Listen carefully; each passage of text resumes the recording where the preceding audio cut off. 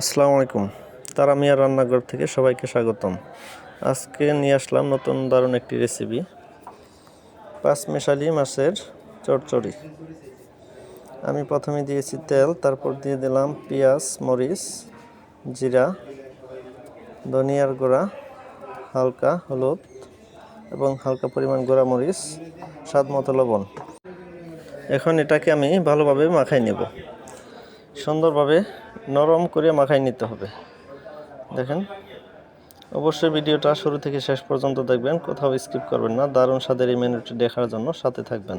আমি এটাকে ভালোভাবে মাখাই নিছি। নেওয়ার পরে আমি দিয়ে দিলাম আলু দিয়ে হালকা পরিমাণে মাখাই দেবো এটা। এবং মাখানোর পরে আমি দিয়ে দিলাম মাছ। দেখেন, পাঁচমেশালি মাছ, ভ্যারাইটিস মাছ, বাইলা মাছ, বাইম মাছ, পুঁটি মাছ, বিভিন্ন প্রকারের মাছ। এই পর্যায়ে দিয়ে দিলাম আমি পানি, পরিমাণ মতো পানি দিয়ে দিলাম। আমি এটাকে চারিদিক সুন্দর করে মিক্স করে দেব, সমান করে দিয়ে চুলায় বসাই দেব, ঢাকনা দিয়ে দেব। ঢাকনা দিয়ে আমি ফিরে আসলাম 5 মিনিট পর। দেখেন কি অসাধারণ একটা কালার হয়েছে। এটা কিন্তু একবারে শুকনা করা যাবে না, এটা কিন্তু হালকা ভিজা ভিজা থাকবে। এই রেসিপিটি অবশ্যই বাসায় ট্রাই করবেন এভাবে।